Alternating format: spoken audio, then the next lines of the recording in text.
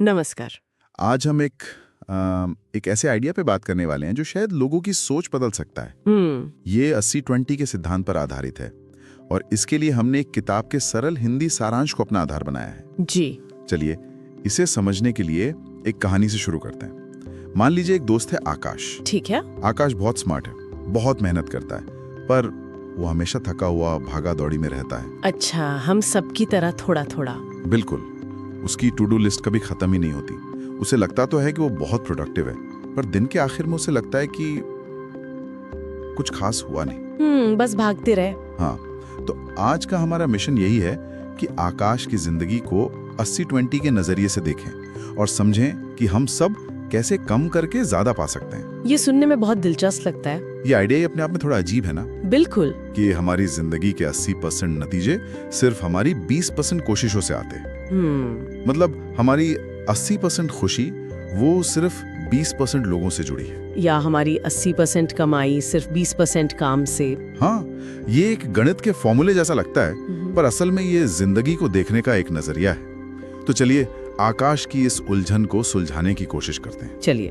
तो सबसे पहले इस सिद्धांत की जड़ को ही पकड़ते हैं। हाँ, कि ये आया कहाँ से है। बिल्कुल। 80-20 का नियम, जिसे परेटो सिद्धांत भी कहते हैं, वो बस ये कहता है कि जिंदगी में हर चीज बराबर नहीं होती। कुछ चीजें बाकी चीजों से कहीं ज्यादा मायने रखती हैं। और किताब के हिसाब से हमारी सबसे बड़ी गलती यही है कि हम सब कुछ बराबर मान लेते हैं। हाँ, हम सोचते हैं कि हमारी लिस्ट में लिखे 10 काम बराबर जरूरी हैं। हर ईमेल, हर मीटिंग को उतना ही महत्व देते हैं। और यहीं पर आकाश जैसी हालत हो जाती है। हर वक्त भागते रहना लेकिन कहीं पहुंचना नहीं, जिसे मोशन कहते हैं, प्रोग्रेस नहीं। बिल्कुल सही कहा आपने। और आपने बहुत अच्छी बात कही, मोशन और प्रोग्रेस का फर्क। हाँ, हम अक्सर सोचते हैं कि हमारी समस्या समय की कमी है। हाँ, टाइम ही नहीं मिलता। ये तो सबका पसंदीदा बहाना है। बिल्कुल, पर ये किताब कहती है कि असली समस्या समय की नहीं, फोकस की है।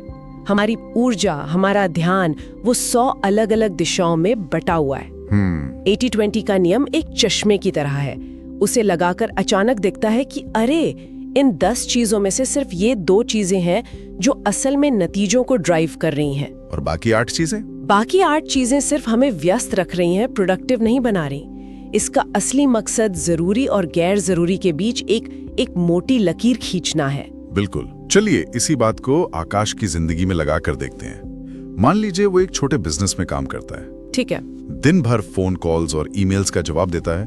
उसके पास कह लीजिए 50 क्लाइंट्स हैं और वो सबको खुश रखने की कोशिश में लगा है। जो कि नामुमकिन है। हाँ, वो उन छोटे क्लाइंट्स पर भी घंटों लगाता है जो सबसे ज्यादा मोल भाव करते हैं और सबसे कम पैसा देते हैं। तो 80-20 का नियम यहाँ क्या कहेगा?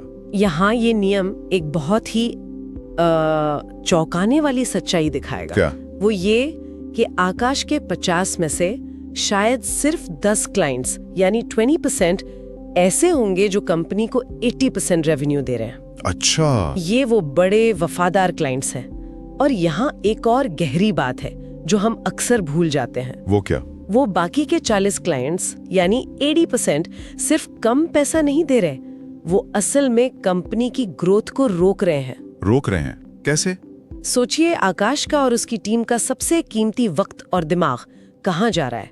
उन छोटे मोटे झगड़ों, शिकायतों और मोलभाव को सुलझाने में। सही बात है। जबकि वही ऊर्जा वो अपने टॉप 10 क्लाइंट्स के साथ कुछ नया बनाने में, रिश्ते मजबूत करने में लगा सकते थे। तो ये सिर्फ कमाई का गणित नहीं है, ये क्या कहते हैं, अवसर की लागत का मामला है। Opportunity cost. हाँ, आप जो गलत जगह पर समय लगा रहे हैं उसकी कीमत आपको वो काम न करके चुकानी पड़ रही है जो आपको करना चाहिए था। बिल्कुल। वाह, ये तो पूरी सोच ही बदल देता है। मुझे अपने कॉलेज के दिन याद आ गए। अच्छा। मैं एक विषय की पूरी मोटी किताब रटने की कोशिश कर रहा था, हर चैप्टर, हर पन्ना। और मेरा एक दोस्त था, उसने बस पिछले 5 साल के क्वेश्चन पेपर्स को एनालाइज किया। स्मार्ट। हाँ, और उन 20% टॉपिक्स पर फोकस किया जो बार बार पूछे जाते थे। और कहने की जरूरत नहीं, उसके नंबर मुझसे कहीं ज्यादा आए थे। और तनाव शायद आधा भी नहीं था। आधा भी नहीं। मैं आकाश की तरह मेहनत कर रहा था और वो स्मार्ट काम कर रहा था। और ये सिर्फ काम और पढ़ाई तक ही नहीं है, ये हमारे दिमाग के अंदर भी उतना ही सच है। मतलब? जरा सोचिए, आकाश दिन भर तनाव में क्यों रहता है? उसके दिमाग में हजारों विचार आते हैं, पर अगर वो ध्यान दे तो पाएगा कि सिर्फ गिने चुने 20% विचार ही उसके 80% तनाव की वजह है। सही है। वही पुरानी चिंता, वही भविष्य का डर, किसी की कही हुई बात जो बार बार दिमाग में एक लूप पर घूमती रहती है। सही बात है। हमारा दिमाग 80% वक्त उन गैर जरूरी विचारों में उलझा रहता है जिनका कोई हल नहीं है, जबकि हमें सिर्फ उन 20% कोर समस्याओं पर काम करने की जरूरत है जो असल में हमें परेशान कर रही हैं। ये सारे उदाहरण, आकाश का बिजनेस, मीरा कॉलेज का किस्सा, हमारा अपना दिमाग, ये सब एक ही तरफ इशारा कर रहे हैं। अगर हम इसे ध्यान से देखें तो ये हमें जीने के कुछ बहुत जरूरी सबक सिखाते हैं। मुझे लगता है सबसे पहला और सबसे बड़ा सबक तो यही है कि व्यस्त होना और प्रोडक्टिव होना, ये दो बिल्कुल अलग अलग चीजें हैं। हाँ, ये समझना बहुत जरूरी है। सच कहूं तो ये बात समझने में मुझे बहुत वक्त लगा। हम सब इस जाल में फंसते हैं। हमारा कैलेंडर भरा है, हम मीटिंग्स में भाग रहे हैं, मतलब हम जरूरी आदमी हैं, हम काम कर रहे हैं। बिल्कुल, एक तरह का स्टेटस सिंबल बन गया है बिजी रहना। हाँ, पर ये किताब इस सोच को तोड़ती है। ये कहती है 10 बेमतलब के काम करने से लाख गुना बेहतर है कि वो 2 सही काम किए जाएं जिनसे असल में फर्क पड़ता है। और दूसरा सबक शायद थोड़ा कड़वा है, लेकिन उतना ही जरूरी है। वो क्या है? वो ये है कि हर इंसान बराबर जरूरी नहीं होता। ये सुनने में थोड़ा कठोर लगता है, क्योंकि हमें सिखाया जाता है कि सबको महत्व देना चाहिए, लेकिन जब बात हमारी ऊर्जा, हमारी खुशी और हमारी मानसिक शांति की हो तो ये एक सच्चाई है। कैसे? हमारे जीवन में मुट्ठी भर लोग, शायद 20% ही हमारी 80% खुशी की वजह बनते हैं। ये वो लोग हैं जो हमें ऊपर उठाते हैं, हमें समझते हैं। अच्छा। और दूसरी तरफ कुछ लोग ऐसे भी होते हैं जो हमारी 80% तकलीफ या मानसिक थकान का कारण बनते हैं। ये वो हो सकते हैं जो हमेशा शिकायत करते हैं या हर बात में नुक्स निकालते हैं या बस आपकी ऊर्जा सोख लेते हैं। ये सुनने में तो सही लगता है, पर क्या ये थोड़ा स्वार्थी नहीं है? खासकर हमारे समाज में, जहाँ रिश्तों को बनाए रखना, सबको साथ लेकर चलना बहुत जरूरी माना जाता है। क्या हम उन 80% लोगों को नजरअंदाज करने का जोखिम उठा सकते हैं? कल को हमें उनकी जरूरत पड़ गई तो? बहुत अच्छा सवाल है, और इसका जवाब नजरअंदाज करने में नहीं, बल्कि प्राथमिकता तय करने में है। प्राथमिकता? हाँ, ये स्वार्थ नहीं है, ये अपनी मानसिक सेहत की रक्षा करना है। सोचिए, अगर आपकी ऊर्जा उन 20% नकारात्मक लोगों को संभालने में ही खत्म हो जाएगी तो पॉजिटिव लोगों के लिए कुछ बचेगा ही नहीं। बिल्कुल। तो आप उन 20% पॉजिटिव लोगों को क्या देंगे जो सच में आपके लिए मायने रखते हैं? ये उन लोगों से रिश्ता तोड़ने की बात नहीं कर रहा, ये अपनी सीमाओं को पहचानने की बात कर रहा है कि आप अपना समय और ध्यान किसे और कितना देंगे। हाँ, आप तय करते हैं कि आप अपनी सबसे कीमती चीज यानी अपना समय और ध्यान किसे कितना देंगे। ये अपनी ऊर्जा का स्मार्ट निवेश है। ऊर्जा का स्मार्ट निवेश, ये बहुत अच्छा तरीका है इसे देखने का। और यहीं से मुझे लगता है तीसरा सबक निकलता है, जो मेहनत की परिभाषा ही बदल देता है। ये सिद्धांत कहता है, मेहनत नहीं, स्मार्ट मेहनत करो। बिल्कुल।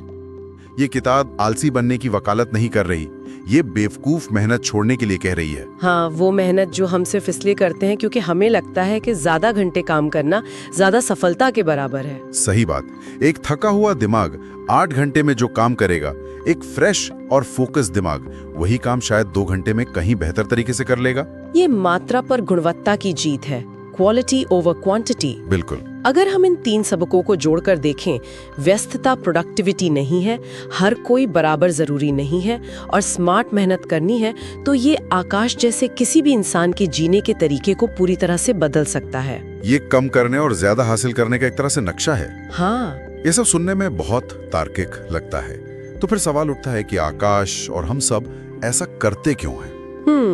ये एक बड़ा सवाल है। हम अपनी टू डू लिस्ट के हर आइटम को, हर फोन कॉल को एक जैसा महत्व क्यों देते रहते हैं? इस किताब में इसके पीछे 2 बड़े मनोवैज्ञानिक कारण बताए गए हैं। क्या है वो? पहला, हमें सब कुछ कंट्रोल में रखने का एक भ्रम चाहिए, इल्यूजन ऑफ कंट्रोल। अच्छा, कि सब कुछ हमारे नियंत्रण में है। हाँ, हमें लगता है कि अगर हम हर चीज पर नजर रखेंगे, हर काम को करेंगे, तो सब कुछ कंट्रोल में रहेगा, हम कुछ भी छोड़ना नहीं चाहते। और दूसरा कारण डर है, एक तरह का फोमो या फियर ऑफ मिसिंग आउट। अगर ये मिस हो गया तो वाला डर। बिल्कुल, हमें डर लगता है कि अगर ये काम छोड़ दिया तो क्या होगा, अगर इस मीटिंग में नहीं गया तो कुछ जरूरी छूट जाएगा। तो सही। ये डर हमें उन चीजों से भी चिपके रहने पर मजबूर करता है जो असल में जरा भी महत्वपूर्ण नहीं है। और आज की डिजिटल दुनिया में तो ये डर और भी बढ़ गया है। हर नोटिफिकेशन जरूरी लगता है, हर ईमेल अर्जेंट लगता है। हाँ, हम कुछ भी छोड़ने से डरते हैं क्योंकि हमें लगता है कि हर चीज में कोई ना कोई अवसर छिपा हो सकता है। और यहाँ पर 80-20 का नियम एक बहुत ही, आप कह सकते हैं, क्रांतिकारी विचार सामने रखता है। वो क्या है? ये कहता है, छोड़ना सीखो तभी फोकस आएगा। जब तक हम कम महत्वपूर्ण चीजों को ना कहना नहीं सीखेंगे, उन्हें अपनी प्लेट से हटाना नहीं सीखेंगे, तब तक हम अपनी ऊर्जा उन 20% चीजों पर कभी नहीं लगा पाएंगे जो 80% नतीजे देती हैं। सही बात है। फोकस सिर्फ ये तय करना नहीं है कि क्या करना है, फोकस ये तय करना भी है कि क्या नहीं करना है। आपने फोकस की बात की और ये मुझे एक दिलचस्प विरोधाभास की याद दिलाता है। बताइए। हम सोचते हैं कि फोकस करने के लिए हमें और चीजें जोड़नी होंगी, और आदतें और तकनीकें और एप्स, जबकि असल में फोकस घटाने की कला है, जोड़ने की नहीं। अच्छा, ये तो उल्टा है। हाँ, ये एक बगीचे से खरपतवार निकालने जैसा है। जब आप गैर जरूरी चीजों को अपनी जिंदगी से हटाते हैं, तभी उन जरूरी चीजों के लिए जगह, धूप और पोषण मिलता है जो वास्तव में मायने रखती हैं। तो छोड़ना कमजोरी नहीं, ताकत है। बिल्कुल। ये इस बात का संकेत है कि आप जानते हैं कि आपके लिए क्या महत्वपूर्ण है। तो चलिए अब सबसे अहम हिस्से पर जाते हैं। आकाश को एक ठोस एक्शन प्लान देते हैं। हाँ, प्रैक्टिकल टिप्स। वो इसे अपनी रोजमर्रा की जिंदगी में लागू कैसे करे। बातें तो अच्छी हैं, पर शुरुआत कहाँ से हो? किताब में कुछ बहुत ही प्रैक्टिकल टिप्स हैं। पहला है, हर रोज सुबह खुद से एक सवाल पूछना। कौन सा सवाल? आज वो कौन सा एक काम है जिसे करने से बाकी सब कुछ या तो आसान हो जाएगा या गैर जरूरी हो जाएगा। वाह, ये तो बहुत पावरफुल सवाल है ना? ये आपको 10 कामों की लिस्ट में बुलझाने के बजाय उस एक सबसे जरूरी काम पर लेजर फोकस करने पर मजबूर करता है। और दूसरा टिप शायद रिश्तों से जुड़ा है। हाँ, जिसे हम पीपल ऑडिट कह सकते हैं। अच्छा। ये कहता है कि उन लोगों से जानबूझकर थोड़ी दूरी बनाएं जो सिर्फ शिकायत करते हैं और आपकी ऊर्जा सोखते हैं। पहचानिए कि कौन से 20% लोग आपकी 80% खुशी का स्रोत है, और उनके साथ ज्यादा समय बिताने का सचेत प्रयास करें। बिल्कुल। और ये भी पहचानिए कि कौन से 20% लोग आपके 80% तनाव का कारण है, और उनसे एक स्वस्थ दूरी बनाएं। इसका मतलब असभ्य होना नहीं है, इसका मतलब अपनी मानसिक शांति को प्राथमिकता देना है। सही कहा। और तीसरा टिप समय के प्रबंधन से जुड़ा है, जिसे मैं गोल्डन आवर्स कहना पसंद करूंगा। सुनहरे घंटे। हाँ, अपने दिन के उस 20% हिस्से को पहचाने जब आप सबसे ज्यादा रचनात्मक, केंद्रित और ऊर्जावान महसूस करते हैं। किसी के लिए ये सुबह का वक्त होता है, किसी के लिए देर रात का। बिल्कुल।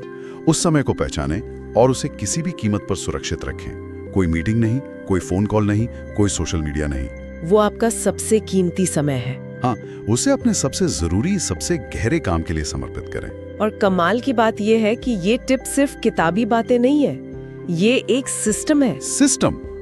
कैसे?